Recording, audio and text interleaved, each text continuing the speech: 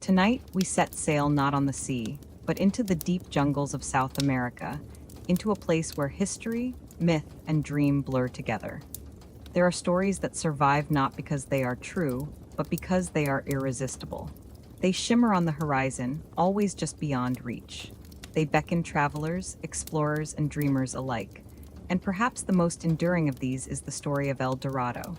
The name alone carries weight, doesn't it? El Dorado. A name whispered in golden tones. A name that has inspired books, films, maps, and countless desperate searches. Before we begin, tell me, where in the world are you joining me from tonight? Share your country in the comments and let's travel together. Some believed it was a city made entirely of gold, its walls gleaming under the sun, its temples overflowing with treasure. Others thought it was a kingdom hidden in the Andes, protected by mountains and rivers, waiting for someone brave enough to find it. And yet, at its origin, El Dorado was not a city at all.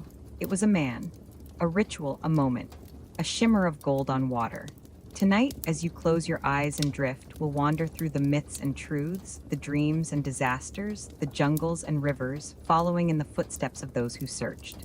But unlike them, we are not in a hurry. There is no danger here. Only the slow rhythm of story, the hush of the night, and the treasure of calm. Take a deep breath. The voyage is beginning. Before there was talk of a golden city, before maps were drawn with promises of wealth, there was a single figure. A man. Among the Muisca people of Colombia, there was a ritual unlike any other. When a new ruler, a cacique, was to take power, he did not sit upon a throne or wear a crown. Instead, he was taken to the sacred waters of Lake Guatavita. The story tells us that his body was covered in fine dust of gold, shimmering under the morning sun. His skin became radiant, as if he himself were a god. He was placed upon a raft, surrounded by priests and nobles, each holding offerings of jewels and gold. As drums echoed and songs rose into the misty air, the raft drifted toward the center of the lake. There, the golden man stood, gleaming like fire, like dawn itself. And in one motion of reverence, he dove into the dark waters, washing the gold away, letting it sink into the depths. The offerings followed: emeralds, golden figures, treasures cast into the lake as gifts to the gods. The Muisca people called this ritual El Hombre Dorado, the gilded man. It was never meant as a city. It was never meant as riches for the taking. It was devotion, balance, a cycle of giving. But to those who arrived later, the Spanish conquistadors, the story was misunderstood. They heard whispers of a land where kings bathed in gold, where lakes overflowed with treasure. And from that misunderstanding, the legend grew. Imagine, for a moment, being one of those Spanish explorers. You arrive in a world of mountains higher than you have ever seen, jungles denser than your mind can comprehend. You hear rumors from locals, stories passed from mouth to mouth. Each version changes, a city here, a kingdom there. But the thread remains the same: gold, untold amounts of gold, hidden just beyond reach. And so, the ritual of the Golden Man transformed. In the minds of desperate men, it became a city, El Dorado. A city they believed must exist, because desire made it real. And here lies the first mystery, the first hook. If El Dorado was only a ritual, only a ceremony on a lake, why did so many risk everything to find a city that never was? Perhaps the answer is not in the gold itself, but in the way humans dream. As we drift further, we'll see how this single ritual, a man covered in gold, lit a fire that spread across continents, across centuries, burning in the hearts of kings, explorers, and treasure hunters. But first, let's pause. Picture Lake Guatavita, a calm circle of water surrounded by green hills, mist curling at its edges. At dawn, the sun strikes its surface, and for a moment it glitters as if the lake itself is made of gold. Breathe in. The jungle hums softly. The air is heavy but alive. And somewhere beneath the still water, treasures lie waiting, not for us, not to be taken, but to remind us that mystery has its own value. Now, the story widens. The Golden Man will soon become a kingdom, then a continent, then an obsession. This is only the beginning. The story of El Dorado spread like fire through the Spanish colonies. What began as whispers about a gilded man at a sacred lake grew into rumors of an entire kingdom. hidden deep in the uncharted lands of South America. For the conquistadors, who had already seen the vast wealth of the Aztecs in Mexico and the Inca in Peru, the idea seemed not only possible, but inevitable. If great civilizations could rise from the valleys of the Andes or the plateaus of Mexico, why? Not a city of unimaginable riches tucked into the unexplored jungle? One of the first to pursue this vision was Gonzalo Pizarro, half-brother of Francisco Pizarro, the conqueror of the Inca Empire. In 1541, Gonzalo gathered hundreds of soldiers, along with thousands of indigenous guides and enslaved men, and set out into the wilderness. His mission, to find the golden land of El Dorado. At first, the journey seemed hopeful. They carried supplies, weapons, and dreams of wealth so immense that each man believed he would return with fortunes that could rival kings. But soon, the jungle began to reveal its truth. The Amazon is no gentle land. The heat was relentless, the humidity suffocating. The air swarmed with insects, and the forest echoed with the cries of unseen animals. Rivers, wide and swift, cut across their path, and the dense vegetation seemed determined to swallow them whole. Food dwindled. Supplies ran short. Disease crept into the camp. The dream of gold began to weigh. Heavier than the armor they wore, heavier than the swords they carried. Among them was Francisco de Orellana, a Spanish explorer whose name would later be tied forever to the great river they encountered, the Amazon. When the expedition's supplies nearly ran out, Orellana was sent downriver with a small party to seek food and resources. But the river carried him further than expected, and instead of returning, he became the first European to navigate the length of the Amazon River, reaching the Atlantic Ocean. Pizarro's grand expedition dissolved into disaster. Many men perished. The survivors staggered back with little more than their lives and not a single speck of El Dorado's gold. Yet the story did not die. If anything, it grew stronger. For every failure, there was an explanation. They had gone the wrong way, they had turned back too soon, the true city must lie just beyond the horizon. Failure did not weaken the legend, it fed it. Think of it like a mirage in the desert. The closer you walk, the more certain you are that water lies just ahead. And when you find only sand, your thirst convinces you the real oasis must be further on. So it was with El Dorado. The conquistadors believed with a kind of fever that gold beyond imagining waited for them. And this belief did something dangerous. It transformed every map into a promise, every rumor into truth, every hardship into proof that they must be close. Close your eyes for a moment and picture those explorers. Imagine them pushing through tangled vines, armor rusting in the rain, boots sinking in mud. They follow rivers that twist endlessly. They look to the mountains, imagining temples that gleam in the sun. And as they collapse, weak with hunger, they whisper to each other, "It must be near." What drove them was not just greed, but a strange mixture of faith and obsession. To them, El Dorado was not merely a place, it was destiny. And this is where the mystery deepens. If El Dorado was only a misunderstanding of a ritual, a man covered in gold dust, a ceremony on a lake, then why did so many believe it had to be more? Perhaps it reveals something about the human spirit. We long for treasures that lie beyond reach. We hunger for places that exist just out of sight. And when the world refuses to give them to us, we create them in story. The conquistadors may have failed, but their failure only made the legend immortal. Because each time someone returned empty-handed, the world whispered, perhaps you simply searched in the wrong place, pulling new men into its orbit, luring fresh expeditions into the wilderness. This is the open hook.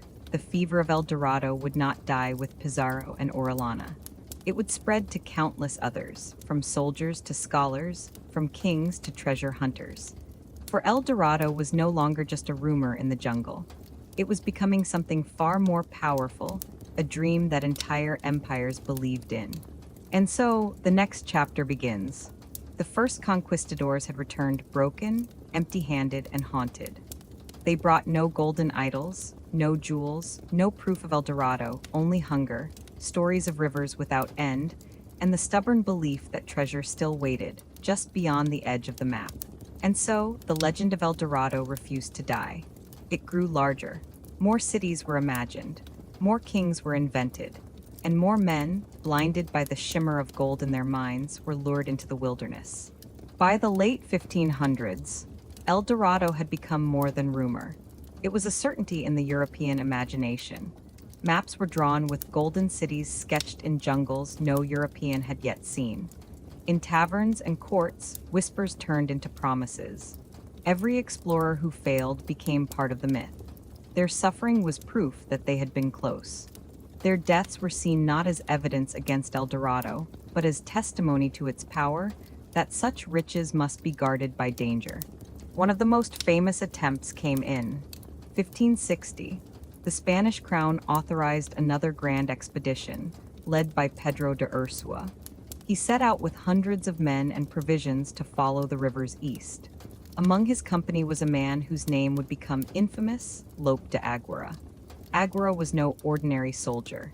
He was restless, fiery, and consumed by obsession. As the journey dragged on and supplies dwindled, Aguirre's mind grew darker.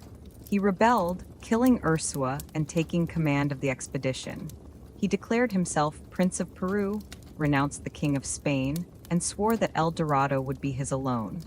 But Aguirre's reign was short-lived. His men turned against him, and he met his end in violence. His expedition returned in ruin, bringing no gold, no glory, only stories of betrayal and madness. Yet again, the dream of El Dorado survived. Still, the Europeans pressed forward. They drained Lake Guatavita, the sacred site of the Muisca people, convinced that the bottom held endless treasure. In the late 16th century, crews cut into its rim, lowering the water level. They found some offerings, small gold figures, emeralds, ornaments, but not the mountain of gold they expected. The work was abandoned. A century later, others returned, trying again with more primitive tools. More gold was found, but never enough. Each discovery, instead of ending the myth, only deepened it. If this is what remains, they reasoned, then imagine what still lies hidden. And so, Lake Guatavita became a symbol, a real place that seemed to whisper proof of El Dorado's existence, while never yielding more than fragments. Still, the expeditions continued. Into Venezuela, into Guyana, into Brazil. The rivers became highways of obsession. Each bend promised riches just around the corner. Each horizon was believed to hide golden towers, but the jungle gave nothing. Instead, it gave fever, hunger, storms, and silence. And yet, the legend grew even stronger in failure. Because in human imagination, the unknown is always fertile ground. The more elusive El Dorado became, the more certain men were that it must exist. Imagine the whispers in Spain. The last party starved because they turned back too soon. Or in England, the Spaniards failed because they searched in the wrong land. We will find it instead. The story crossed oceans. No longer just Spanish explorers, but adventurers from France, Portugal, and later England chased the dream. El Dorado had become not only a treasure, but a contest, a prize for nations to claim, an empire's dream. And here lies the great paradox. The more men failed, the more irresistible the dream became. Close your eyes now and imagine a map of South America in the 1600s. Vast regions blank, marked only with rivers, mountains, and the occasional word, unknown. And somewhere in that blank space, an artist draws a small golden city. It does not matter if it is real. On the map, it exists. And once it exists on paper, in story, in the human mind, it is as real as anything can be. This is the power of myth. El Dorado was never found, but it was never lost either. It lived in the imagination, stronger than stone, brighter than any jewel, and the fever would only continue. Because if the Spanish could not find it, perhaps the English would. Perhaps the next expedition would be the one. Perhaps El Dorado lay not in the past, but in the future, always waiting, always one step.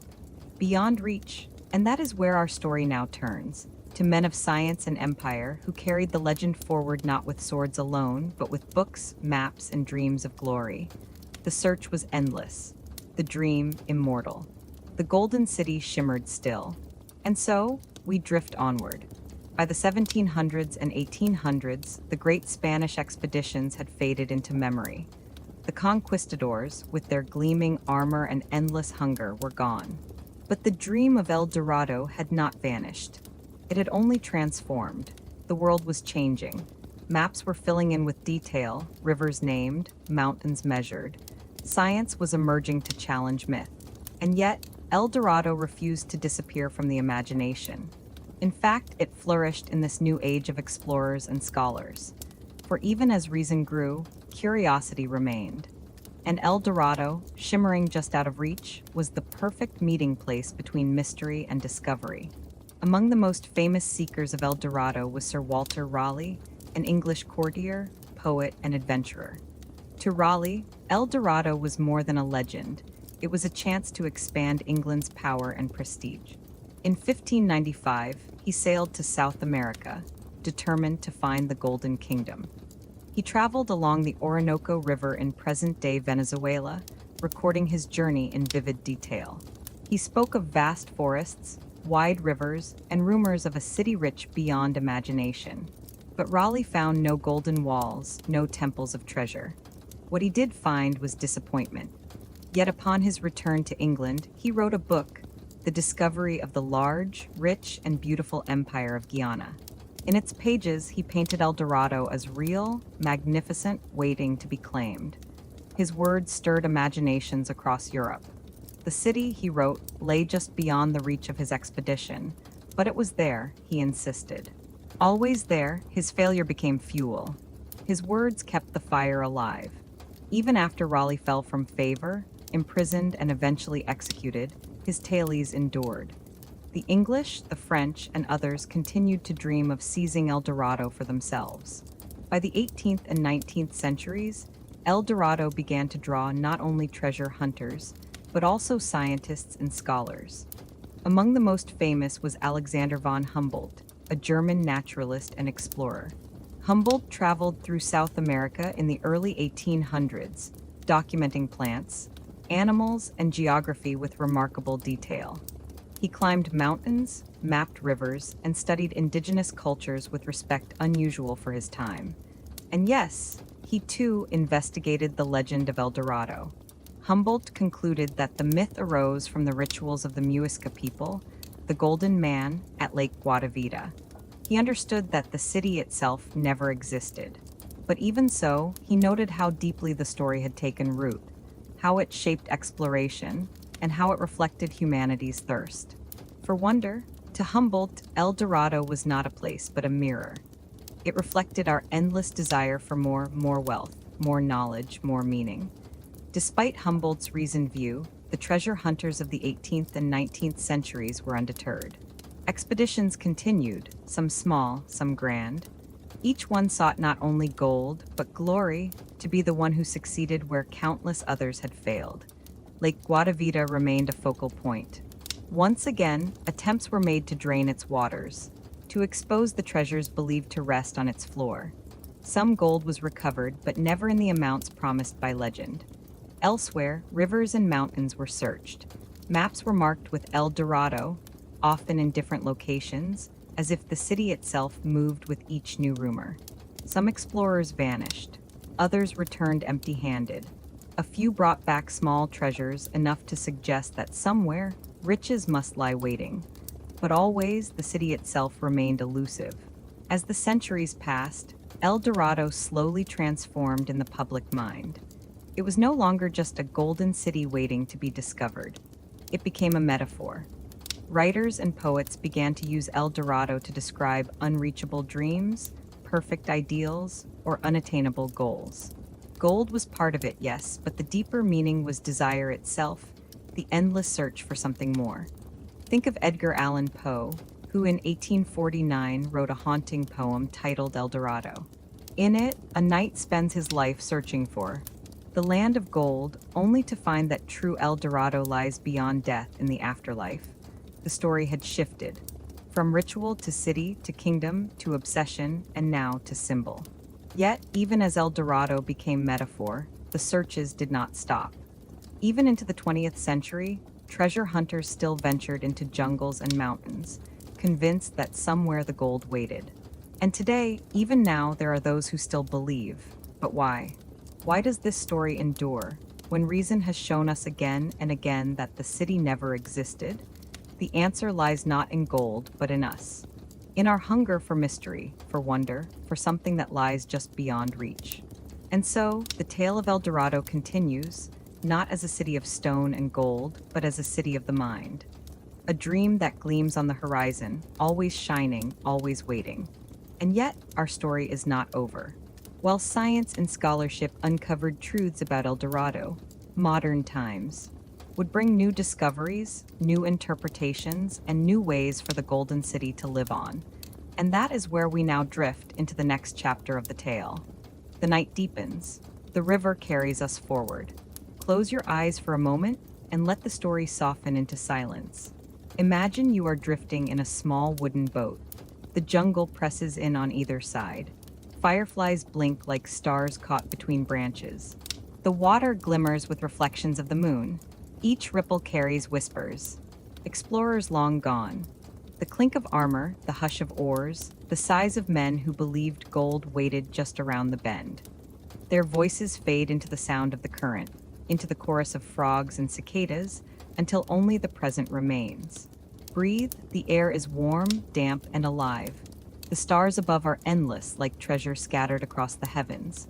Perhaps this river carries no gold. Perhaps it carries only dreams. But dreams, too, are a kind of treasure. Let the boat drift, let the night hold you. Soon the story will rise again. By the 20th century, the age of conquistadors and explorers was long gone. Science had mapped the jungles, airplanes had crossed the skies, satellites soon peered from above. The world seemed to leave little room for mystery. And yet, El Dorado remained. Not as a destination for armies, but as a puzzle for historians, archaeologists, and dreamers alike. Archaeologists turned once more to Lake Guatavita, the birthplace of the legend. This time they brought modern tools, dredging equipment, and new methods. They found offerings indeed, small golden figures, emeralds, ornaments crafted with astonishing skill. Proof of the ritual of the gilded man. Proof that the Muisca people had poured treasures into the lake in acts of devotion. But what they did not find was evidence of a golden city. No endless piles of riches, no temples beneath the water. The truth was both simple and profound. El Dorado had been born from a misunderstanding. A ritual of faith, mistaken for a city of wealth. And yet, was it really a misunderstanding? The Muisca people had not meant to deceive. Their ritual was not meant to spark centuries of obsession. But once the Spanish heard the tale, they reshaped it to fit their own hunger. They imagined gold where there was faith, conquest where there was devotion. El Dorado, then, was not a lie. It was a mirror reflecting the desires of those who searched. To the conquistadors, it was wealth. To poets, it was metaphor. To scholars, it was history. And to us, perhaps, it is mystery itself. Even today, expeditions continue in quiet corners of South America. Some are driven by archaeology, others by curiosity, and a few still by the old fever, the belief that maybe, just maybe, something vast still waits to be uncovered. Legends persist of hidden caves, of treasures lost in rivers, of gold carried away by fleeing rulers. In remote valleys, stories echo of lost cities covered by jungle, waiting for light to touch their stones again. Each discovery an artifact, a burial site, a ruin is folded into the greater myth. Even when science explains them, imagination keeps them alive. Today, when we speak of El Dorado, we often mean more than a city. We mean a pursuit, a dream that lures us forward sometimes. Endlessly, a prospector chasing riches in the hills might call his mine El Dorado. A writer chasing inspiration might call her idea El Dorado. A traveler seeking paradise might say he's looking for his own El Dorado. The Golden City became universal. It left the jungles and entered the human heart. And isn't that its truest treasure? Not the gold in lakes or temples, but the gold in imagination, the ability to dream of something more. So, was El Dorado real? Yes and no. The ritual of the gilded man was real. The offerings of gold in Lake Guatavita were real. But the city of endless treasure, the kingdom of golden streets, that lived only in story. And yet, in a way, that made it even more powerful. Because while gold can be spent and lost, stories endure.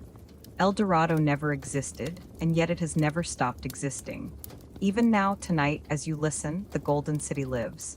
In your mind, in your imagination, in the shimmering place between wakefulness and sleep. Perhaps that is the real El Dorado. Not a city of stone, but a dream of gold. The truth may have been uncovered, but the story does not end. For El Dorado is part of a greater pattern, the way humans chase mystery, treasure, and meaning. And beyond South America, across the seas and ages, countless other treasures wait to be found. Some lost in oceans, some buried in deserts, some hidden in the folds of history itself.